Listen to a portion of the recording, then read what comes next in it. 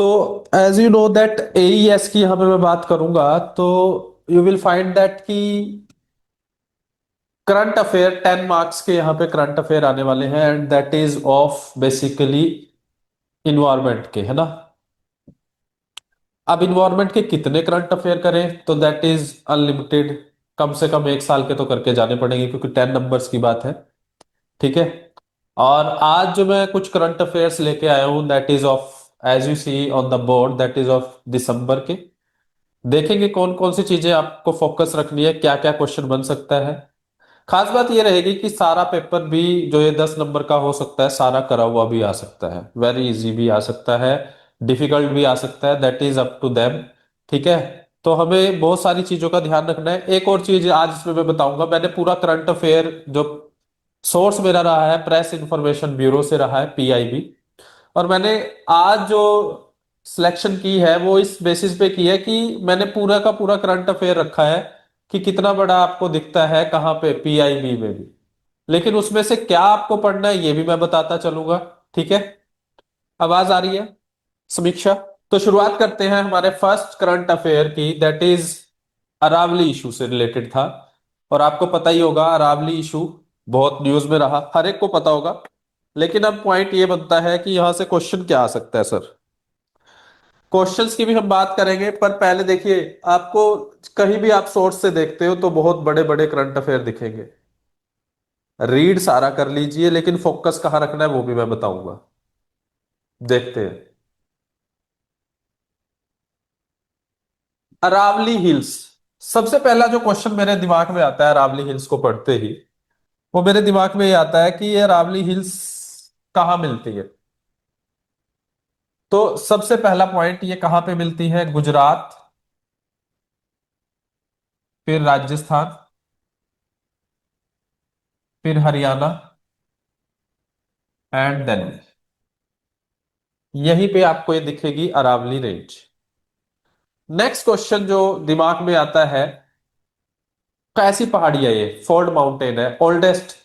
अगर मैं सबसे ओल्डेस्ट पहाड़ी की बात करूं इंडिया में तो वो अरावली रेंज ही है। कई बार हम जब ज्योग्राफी पढ़ते हैं तो उसमें ये बात मैं बोलता हूं कि कभी भी ऑप्शन में अरावली हो और पूछा जाए ओल्डेस्ट रेंज तो उसका सीधा आंसर होगा अरावली हिल्स। तो अब क्वेश्चन क्या आया, ये न्यूज में क्यों आया इसकी बात करते हैं। कहते हैं SC put temporary hold in previous judgment जो आई थी नवंबर 2025 में, which had upheld a government expert panel बैठा था definition of the Aravalli range को लेके। और आपको पता ही होगा अरावली रेंज की डेफिनेशन ये दे दी थी कि अगर 100 मीटर तक कोई पहाड़ी है वो अरावली रेंज में नहीं आएगी, 100 मीटर से ऊपर तक की पहाड़ी आएगी, प्लस 500 मीटर तक की दूरी वाली भी चीज नहीं आएगी, 500 मीटर के दूर जो पहाड़ी होगी कुछ भी होगा वो अरावली रेंज में नहीं आएगा। तो limits the definition of Aravali to hills that are 100 meter high or more, as well as hill cluster slopes and hill locks that are within 500 meters of each other। ठीक है। तो ये लाइन बहुत important हो जाती है, जहां पे इंपॉर्टेंट है वहां पे मैं स्टार मार्क करता चलूंगा। मैं तो सभी को अंडरलाइन कर रहा हूं क्योंकि पढ़ा रहा हूं आपको। लेकिन आपको फोकस कहां पे रखना है? पहला पॉइंट तो यही हो गया। दूसरा पॉइंट, ये डेफिनेशन पे रोक लगी हुई है अभी। The stay will continue until the case is finally decided. Case final नहीं होता। No irreversible administration and environment action should be taken meanwhile. Environment का मुद्दा इतना इंपॉर्टेंट हो जाता है आज के समय में कि आप अंदाजा नहीं लगा सकते। तभी ये जो वैकेंसीज आ रही है बहुत ज्यादा, आप देखा करोगे कि इन्वायरमेंट की वैकेंसी में कोई ढिलाई नहीं होगी, हर साल आएगी या 6 महीने में भी आ सकती है। गवर्नमेंट का स्टैंड क्या है अरावली इशू पे? गवर्नमेंट कह रही है the centre clarified the supreme court approved framework does not dilute Aravalli protection और अलाउ लार्ज स्केल माइनिंग। अभी मुद्दा ये हो रहा है कि अरावली रेंज के पीछे क्यों पड़े हुए हैं, दैट इज कि वहां पे इतना सारा एरिया उन्हें मिल जाएगा बिल्डर्स को भी कि वहां पे फ्लैट्स वगैरह बना सकेंगे। तो बहुत सारी चीजें पर्दे के पीछे हो रही है। No new mining lease will be granted. कोई नई माइनिंग लीज नहीं दी जाएगी। माइनिंग से रिलेटेड आपको पूछा जा सकता है माइनिंग एक्ट कब आया था इंडिया में। इस तरह के क्वेश्चन बनते हैं। ये करंट का ही हो गया बेसिकली क्योंकि माइनिंग चल रहा है न्यूज में और इन्वायरमेंट से रिलेटेड है। ठीक है। The government identifies illegal mining as the main threat and support stronger monitoring enforcement. ये कुछ रिस्ट्रिक्शन लगाई थी 1990 में। MoEF, ministry of environment and forest. Environment ministers impose restriction limiting mining to sanctioned project in the Aravali range. Weak enforcement by state led to large scale non-compliance with mining regulation. बहुत ही week enforcement था जिसके कारण mining चल भी रही थी। ये defining Aravalli hills जो पहले डेफिनेशन थी, only Rajasthan had a formally notified definition for regulating mining in the Aravalli based on 2002 state committee report जो आई थी यूजिंग, ये ध्यान रखना, रिचर्ड मर्फे लैंडफॉर्म क्लासिफिकेशन। क्योंकि आपको 10 नंबर का जो करंट अफेयर आना है वो इन्वायरमेंट का ही आना है, तो हर करंट अफेयर इन्वायरमेंट के जो भी करंट अफेयर होगा उसमें ध्यान से देखना है कि क्या क्या क्लासिफिकेशन दी हुई है। Identify hills as a landform rising 100 metre above local relief and prohibiting mining on that hills and spotting slopes. Fresh mining की प्रोहिबिटेड दे दी है, ग्रांटिंग फॉर फ्रेश माइनिंग नहीं हो सकती 2024 में गवर्नमेंट ने कह दिया था, सुप्रीम कोर्ट ने। अब आपको यहां पे देखिए कितना बड़ा करंट अफेयर है, आपको क्या याद रखना है। ये देखिए, mining and mineral listed in the 7th schedule of the MMDR act 1957, ये आपको ध्यान रखना है। अरावली हिल्स की डेफिनेशन आपको पता चल गई। उसके बाद क्या चीज ध्यान रखनी है, अब बात करते हैं और क्या चार चीजें याद रखनी है। ये पढ़ सकते हो, पढ़ना जरूर है कि अगर माइनिंग हुई, अगर मैं बात करूं माइनिंग होती है कहां पे, अरावली रेंज में, तो क्या फर्क पड़ेगा। एक तो ग्राउंड वाटर डिप्लीट होगा, एक क्वेश्चन ये बन सकता है, ग्राउंड वाटर डिप्लीट होगा। और जो ये मरुस्थलीय एरिया है जो कि मैं वेस्ट साइड पे देखता हूँ अरावली के, वो किधर को स्प्रेड हो जाएगा, हरियाणा और इधर की तरफ, दिल्ली की तरफ। तो मरुस्थलीय एरिया इधर भी तब्दील होना शुरू हो जाएगा। और जो धूल भरी आंधियां चलेगी उसकी धूल कहाँ पे आएगी, हरियाणा और दिल्ली में भी। तो ये थ्रेट्स यहाँ पे इकोलॉजिकली रह सकता है। देखो, risk to ground water, ignoring ecological continuity, risk to ground water recharge, desertification और ज्यादा हो जाएगा, इम्प्लीमेंटेशन एंड एनफोर्समेंट चैलेंजेस हो जाएंगे, वाइल्ड लाइफ को भी तो दिक्कत आएगी वहां पे। ठीक है। एक यूएन कन्वेंशन है, ये बहुत इंपॉर्टेंट है, UN convention on to combat desertification, ये आपको इन्वायरमेंट में भी पढ़नी पड़ेगी। ये कब आई थी, इंडिया इसका कब मेंबर बना। देखो, कोई भी इंटरनेशनल ऑर्गेनाइजेशन जो हम पढ़ेंगे आपका उसमें करंट भी कवर हो जाएगा, प्रीवियस भी। कैसे, जैसे अब यहां पे बात आई UN convention to combat desertification, इसको सर्च करना है। इसकी मिट ये कब बनी, इंडिया इसका मेंबर कब बना, कितने लोग इसके मेंबर हैं, कितने कंट्रीज, इसका एम क्या है। एम तो आपको डेफिनेशन से ही दिख रहा है, प्लस इसकी रिसेंटली कोई मीटिंग हुई है तो वो भी आपको ध्यान रखना है। समझ आ रहा है। हाँ जी, बताइए, थोड़ा सा समीक्षा क्लियर हो रही है बातें। ओके, ठीक है। अब और क्या पॉइंट यहां पे बन सकता है, हाईएस्ट पीक जो है अरावली रेंज की है गुरु शिखर, माउंट आबू में है, that is highest peak of the Aravalli range. एक ये क्वेश्चन भी बन सकता है। और रीजन की अगर मैं बात करूं, मैंने बताया one of the oldest mountain है system in the world, oldest in India, लगभग 2000 मिलियन ईयर्स अगो की बात है। और कौन से टाइम की बात है ये भी ध्यान रखना, that is very important, pre Cambrian era, very important.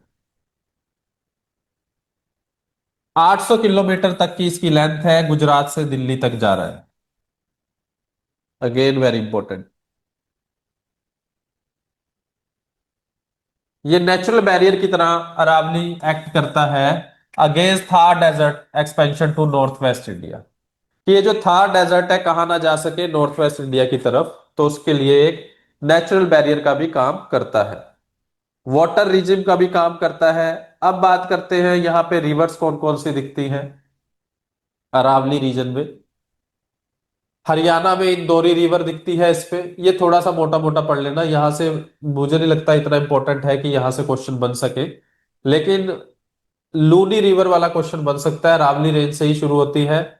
और एक साबरमती रिवर भी राजस्थान से कहां से शुरू होती है? अरावली रेंज से। ठीक है, ये कुछ लेक्स है वहां पे अरावली रेंज के आसपास। गुजरात में भी ये देखिए साबरमती नदी। तो ये दो नदियां जरूर ध्यान रखनी है। अगर मैं बात करूं तो कहां पे दिखती है ये नदियां, थोड़ा सा मैं रफली मैप बना दूं अगर।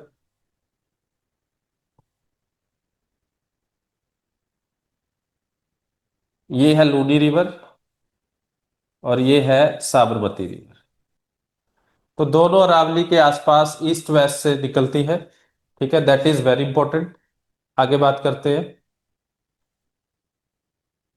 और बस आपने थोड़ा सा इसके बारे में पढ़ना है, दैट्स इट। ये हमारा मेन मेन कवर हो गया रावली रेंज का। देखिए कितना बड़ा करंट अफेयर है। तो अब आपको समझ आ गया होगा कि कोई भी करंट अफेयर चाहे जितना मर्जी बड़ा हो, आज मैंने पूरे पूरे लिए हुए हैं इसीलिए ताकि आप समझ सके कि हमें क्या चीज पे फोकस रखना है एक मेन रीडिंग करते हुए। बस फिर बार बार उन्हीं चीजों को पढ़ना है आपने। ठीक है, अगले करंट अफेयर की मैं बात करता हूं। Very very very very very very very, जितना वेरी कह सकूं उतना ही इंपॉर्टेंट है ये। इसको तो मैं 10 स्टार दूं तब भी कम है। एक क्वेश्चन तो यहां से बनता है। Conference of party COP30, United Nation framework on climate change conference.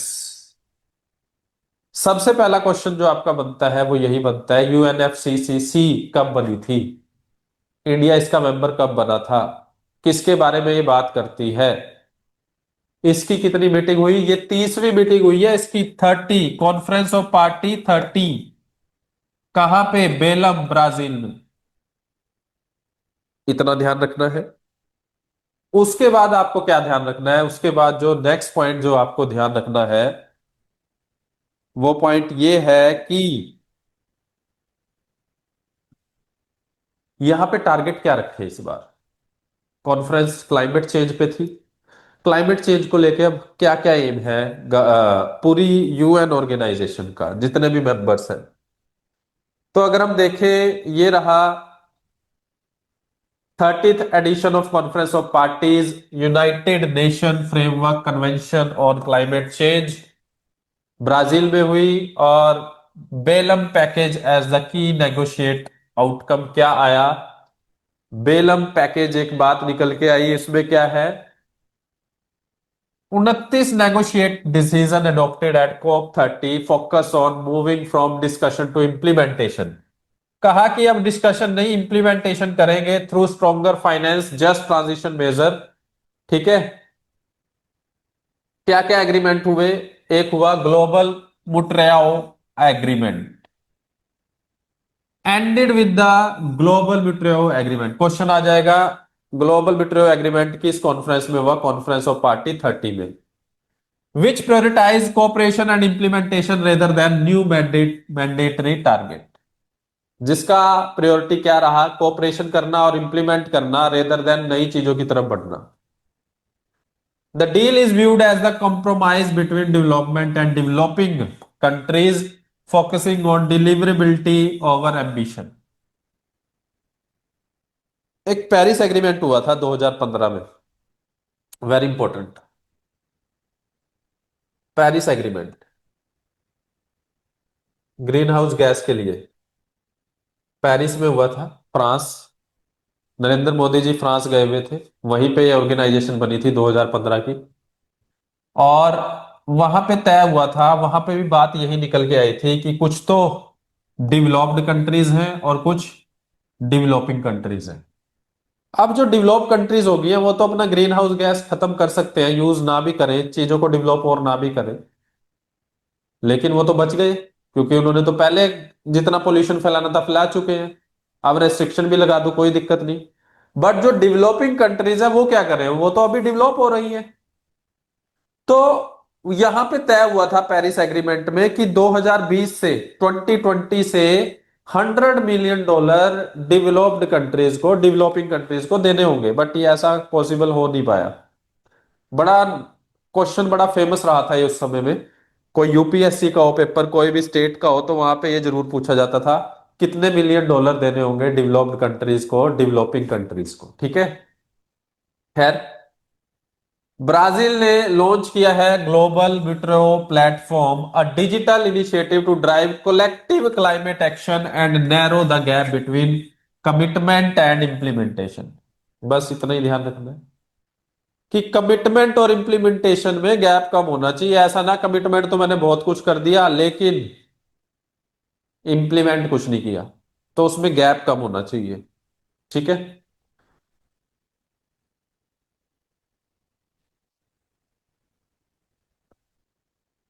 Belum action मैग्नीज्म ये भी आप ध्यान रख सकते हो। ठीक है। Very important.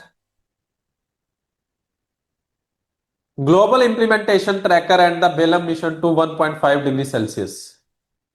याद है आपको कि एक ये भी हमारी मीटिंग बहुत पुरानी हुई थी कि 1.5 डिग्री सेल्सियस तक टेम्परेचर बढ़ना चाहिए अर्थ का। 2 डिग्री इसकी अपर लिमिट है, लेकिन अब 2 डिग्री तक तो हम कभी कहीं पहुंच चुके हैं।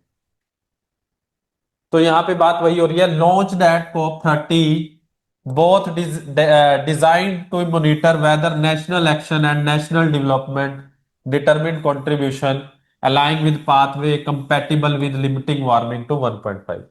यहाँ पे कह रहा है ये है कि क्या जितना हमारा 1.5 का टारगेट है उसको हम अचीव कर पा रहे हैं, उससे नीचे ही रह पा रहे हैं या नहीं। National adaptation plan, national adaptation plan की हम कहां तक टेम्परेचर को बढ़ाएं, सिर्फ ग्लोबली 1.5 डिग्री सेल्सियस तक।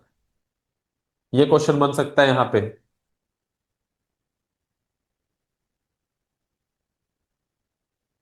कंट्रीज ने ये भी एग्री किया कि triple adaptation finance by 2030 compare to 2025।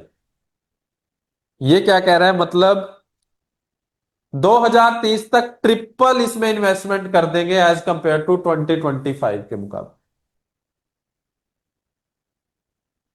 लेकिन लैक ऑफ क्लैरिटी अगर नहीं होगी कि कहां पे पैसा खर्चना है, वो भी एक बड़ा यहां पे ड्रॉबैक रहेगा।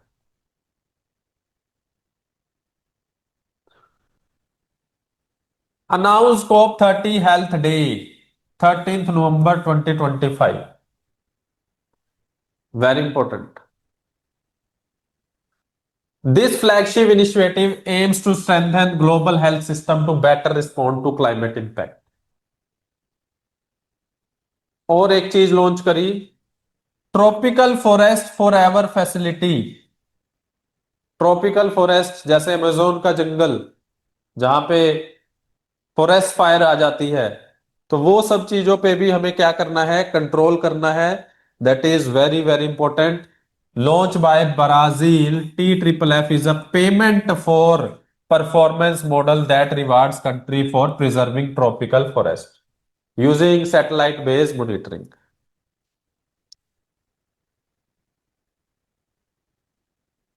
M to mobilize about $125 billion, जिसमें ब्राजील कितना कंट्रीब्यूट कर रहा है, 1 बिलियन।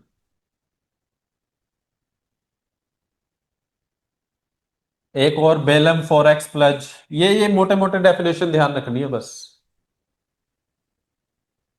दिस प्लेज का इसका एम क्या है, to quadruple the use of sustainable fuels by 2035। जो सस्टेनेबल फ्यूल्स हैं वो 2035 तक हम यूज करना शुरू कर दें, compare to 2024 level with flexibility for national circumstances.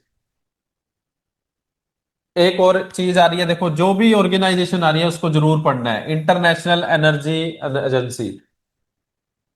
International energy agency monitor करेगी प्रोग्रेस एनुअली, कितना प्रोग्रेस कर रहे हो आप। It focuses on scale fuels like hydrogen, biofuel, biogas, E fuels at affordable cost. Question ये भी आ सकता है, what is E fuel. E fuels किसे कहेंगे। बेलम ने डिक्लेरेशन किया है on hunger poverty people centred climate action. एक और चीज बता देता हूं, sustainable development goal, sustainable development goal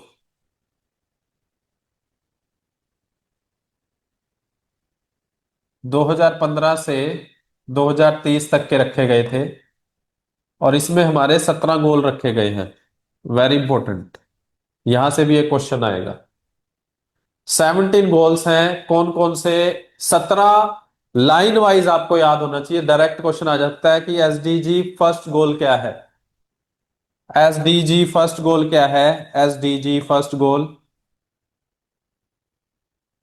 second goal कौन सा है? थर्ड। शुरू के 10 जरूर ध्यान रखने हैं, बहुत इंपॉर्टेंट है। गोल इसमें क्या क्या है अगर मैं बात करूं? No poverty, zero hunger, life below water, equality between man and women, life on land. तो इस तरह के बहुत सारे क्या है, इसमें 17 गोल्स हैं जो हमें कब तक पूरे करने हैं? 2030 तक। इसी बेसिस पे बेलम डिक्लेरेशन हंगर, पॉवर्टी और पीपल सेंटर्ड क्लाइमेट एक्शन पे बात कर रही है, जिसको signed by 43 countries and European Union. European Union में कितनी कंट्रीज हैं? That is the question for you.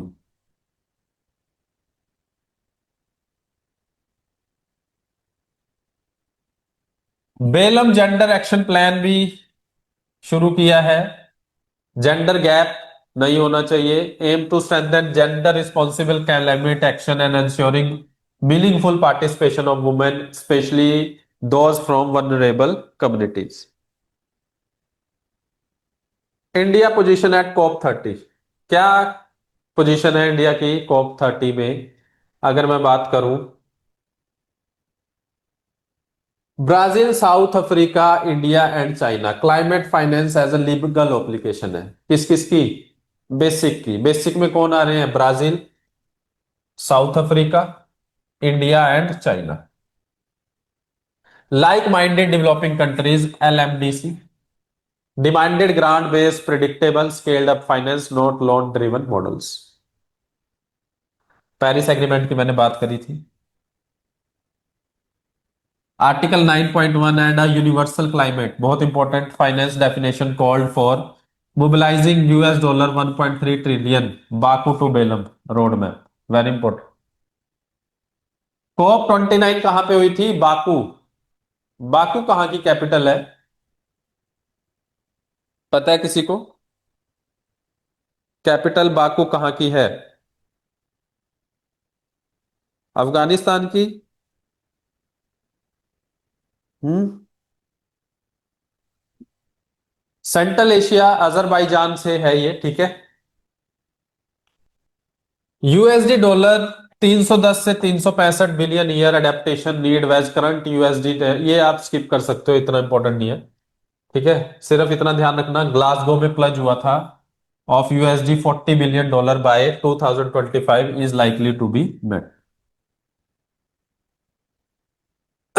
आगे जो ध्यान रखना है, UNFCCC कब बना? क्योटो प्रोटोकॉल कब आई? पेरिस एग्रीमेंट कब आया?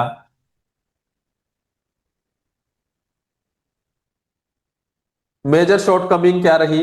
कोई एग्रीमेंट नहीं हुआ on fossil fuels, weak progress on climate finance, delay in NDC submission, implementation gap remains unaddressed, just transition without dedicated funding। ये कुछ ड्रॉबैक हैं। तो ये आपको बस पता होना चाहिए किस ऑर्गेनाइजेशन के बारे में, इसके बारे में। इंडिया टी इंडस्ट्री न्यूज में रही।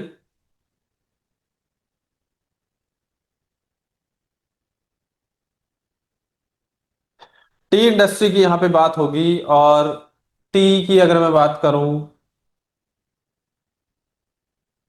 आपको पता है असम, वेस्ट बंगाल वाला एरिया, दैट इज टी मिलती है वहां पे, made from camellia sinensis plant। It is the world's second most consumed drink after water। पानी के बाद सबसे ज्यादा चाय पी जाती है, और इंडिया में तो पानी से भी ज्यादा चाय पी जाती है शायद। टेम्परेचर कितना चाहिए ग्रोथ के लिए? 13 से 28 डिग्री सेल्सियस। 23 से 25 डिग्री ऑप्टिमल रहता है। रेनफॉल देखो, रेनफॉल कितनी ज्यादा है, क्योंकि ढलान वाले एरिया में रहती है ना ये बनती है। स्लोप वाला एरिया होता है तो बारिश होगी, खड़ा नहीं होता पानी, तो इस वजह से। Well distributed to maintain soil moisture. Soil कैसी होगी? Deep and rich in organic matter. Seasons की हमें बात नहीं करनी है यहाँ पे। टी बोर्ड ऑफ इंडिया बना था 1953 में, financial and technical support for the T cultivation. And marketing headquarter कहाँ पे है? कोलकाता में, with overseas office in London, Dubai and Moscow. और क्या है टी में अगर हम देखें? सेकंड लार्जेस्ट प्रोड्यूसर है, consumer third last largest export export. अच्छा, एक और क्वेश्चन जो मेरे दिमाग में आ रहा है, राइस का सबसे बड़ा प्रोड्यूसर बन गया इंडिया। पहले सेकंड ही होता था हर जगह पे, बट यहाँ पे फर्स्ट प्रोड्यूसर इंडिया बन चुका है राइस का। Tea producing region Assam, West Bengal, Tamil Nadu, Kerala. 96% यहीं पे चाय उगती है। और India consume 80% of its tea with per capita consumption 840 gram per year. Export तो बहुत सारी सिटीज को होता है। ठीक है। अब मुद्दा क्या है? Building climate resilience in Indian T industry. अब अगर अच्छी बारिश नहीं होगी, हॉट एंड ह्यूमिड क्लाइमेट में बेसिकली मुझे दिखती है चाय, अगर अच्छी बारिश नहीं होगी तो हमें चाय नहीं मिल पाएगी। ठीक है। तो यहाँ पे उसी चीजों की बात हुई है। इसको सिर्फ पढ़ना है और कुछ ज्यादा करना नहीं है इसमें। Very important, Antarctic hole. Antarctic ozone hole. इसमें अगर मैं बात करूं,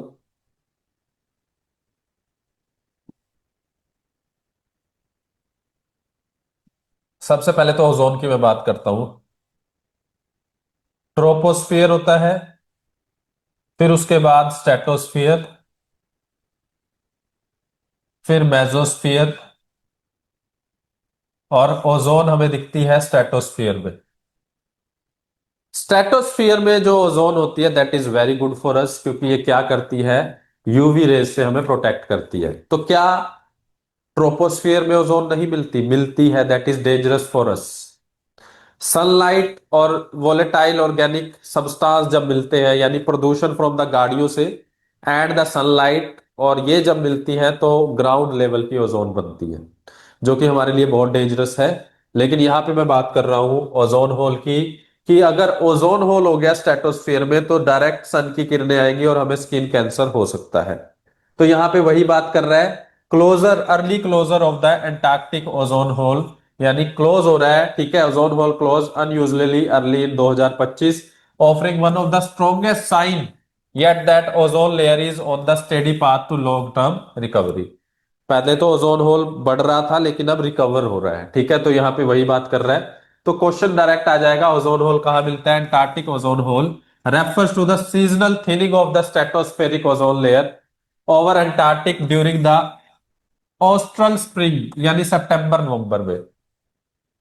और साइंटिस्ट इसके लिए क्या टर्म यूज करते हैं? Ozone hole. ओजोन होल कहां पे दिख रहा है? अंटार्कटिक में। ये अंटार्कटिक रीजन है, ये आर्कटिक रीजन है।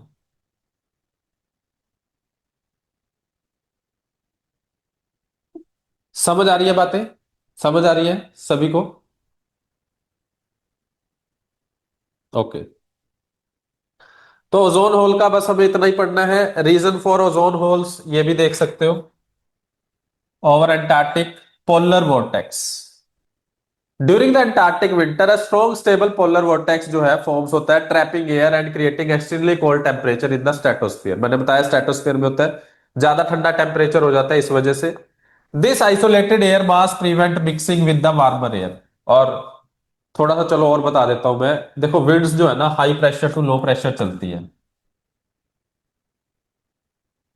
जहां पे हाई प्रेशर होगा टेम्परेचर लो होगा, और जहां पे लो प्रेशर होगा वहां पे टेम्परेचर हाई होगा।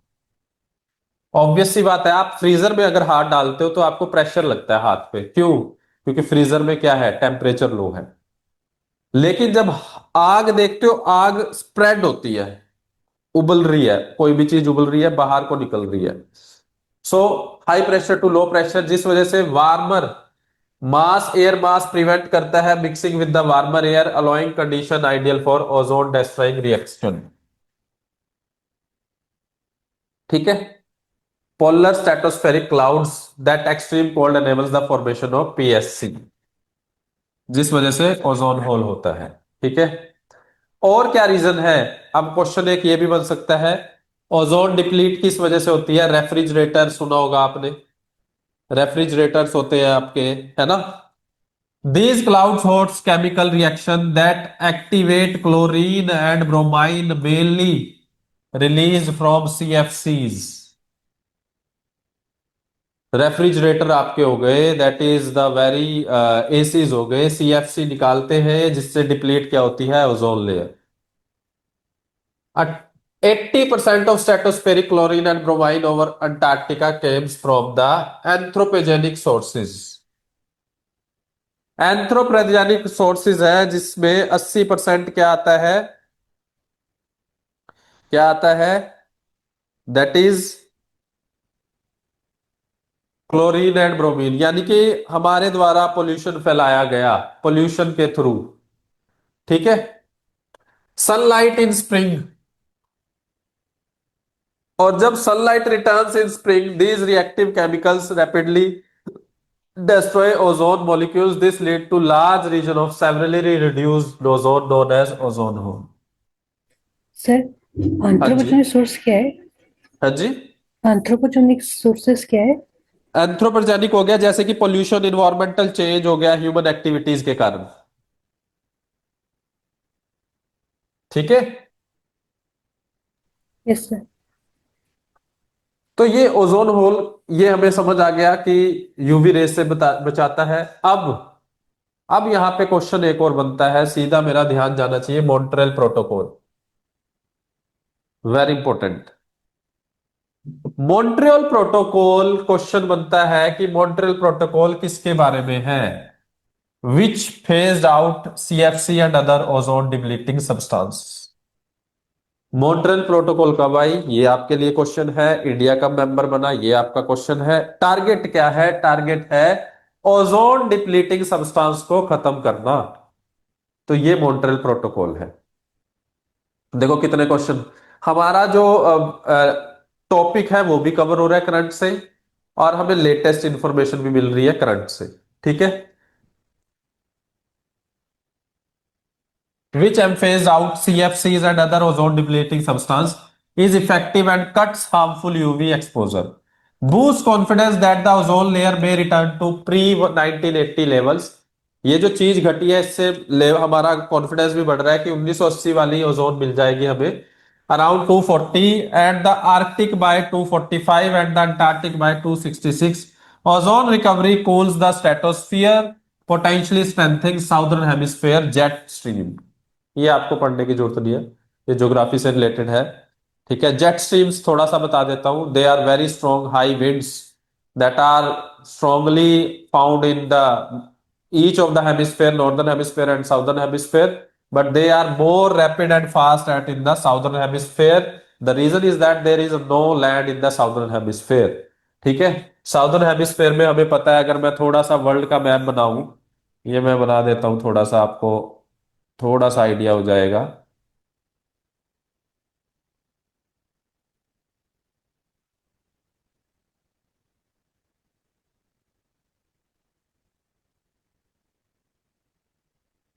तो देख रहे हो, ये अगर मैं कहूँ ये इक्वेटर है।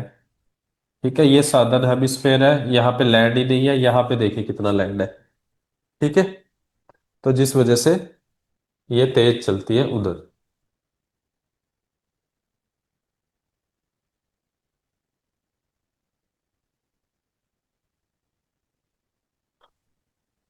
नेक्स्ट है invasive alien plant species crisis.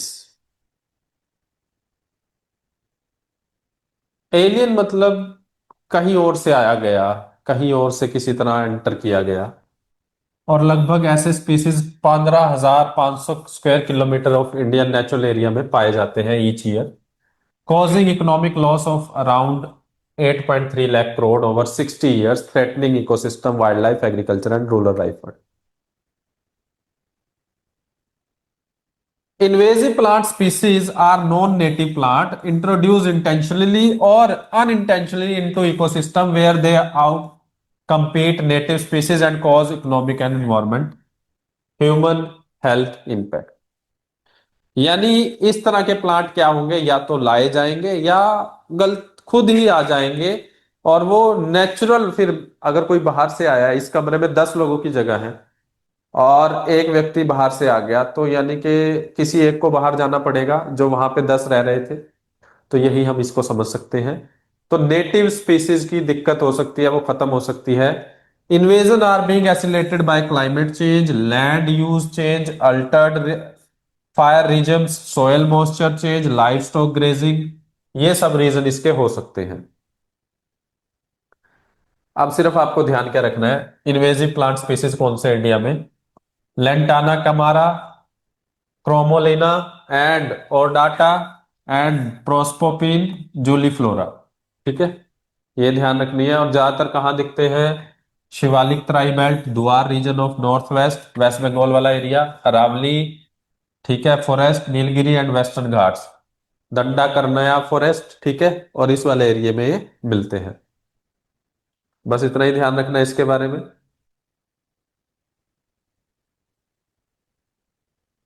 ये कुछ ऑर्गेनाइजेशन है, देखो 2030 में जो टारगेट रखा है, ग्लोबल इनिशिएटिव, ये बहुत इंपॉर्टेंट है। Convention on biological diversity urges parties to prevent, control and eradicate alien species, provide guidelines and priorities. Kunming and Montreal global biodiversity framework क्या कहता है? Reduce invasive species impact on biodiversity 2030 तक। IUCN के बारे में भी पढ़ना है आपने। फुल फॉर्म बता देता हूं, International Union for Conservation of Nature and Natural resources.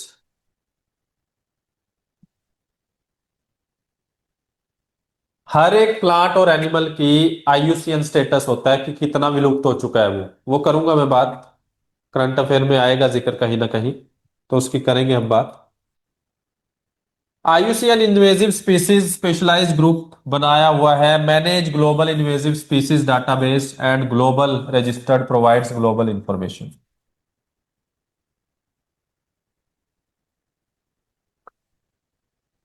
साइटेज भी बहुत इंपॉर्टेंट है, कब बनी थी, फुल फॉर्म क्या है? Regulates international trade to ensure it does not threaten species survival.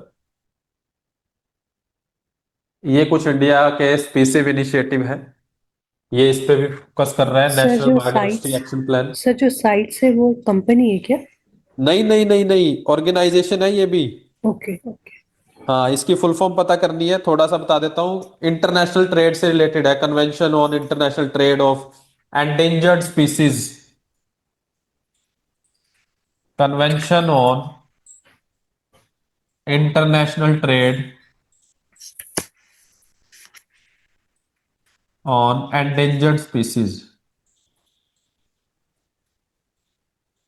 ये आपके बेसिक टॉपिक भी आ रहे हैं जो करंट अफेयर से ऊपर टॉपिक लिखे हुए ना, क्योटो प्रोटोकॉल, अगर आप देखते हो, यस यस। आप अगर सिलेबस देखते हो तो उसमें ऊपर वाली साइड जो है ये यही टॉपिक है। ओके ओके ठीक है, एक दो मिस होगा बेशक, बट यही वो टॉपिक है, Kyoto protocol, Montreal protocol, Vienna convention, UNF triple C, ठीक है, convention on biodiversity, Ramsar conventions, तो ये सब वही है। अब हम इन्हें, और हम क्या कर रहे हैं, हम सिर्फ इतना कर रहे हैं कि करंट से रिलेटेड अगर उनसे कोई न्यूज आई है वो हम कर रहे हैं। Okay. That is the thing we are doing. ठीक है, national action plan on invasive species alliance, ये भी इंडिया की ऑर्गेनाइजेशन है, लॉन्च बाय एमओईएफ। ये आपसे पूछा जा सकता है कब बनी थी? मिनिस्ट्री ऑफ इन्वायरमेंट फॉरेस्ट के द्वारा, प्रिवेंशन अर्ली, और नाम से ही क्लियर हो रहा है किसके बारे में है। National invasive species information centre, plant quarantine order 2003। ठीक है, तो ये सब कुछ बनी हुई थी। ये चैलेंजेस आप पढ़ सकते हो, बड़ा सिंपल सा है, इसमें सिर्फ पढ़नी है। देखो करंट अफेयर सारा पढ़िए, लेकिन ओवर ओवर मोटा मोटा जो इन्फॉर्मेशन है उसको अंडरलाइन करिए, जो दोबारा पढ़ना है आपको। आज बस यहीं पे खत्म करते हैं। ठीक है, 45 मिनट्स का ले करेंगे सेशन एक।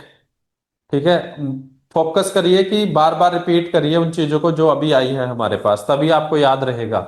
नहीं, पेपर में आपको दिक्कत ये आएगी, आप भूल जाओगे कि मॉन्ट्रियल प्रोटोकॉल किसके लिए है, वियना कन्वेंशन किसके लिए है, स्टॉकहोल्म कन्वेंशन किसके लिए है। तो इसको बार बार पढ़िए।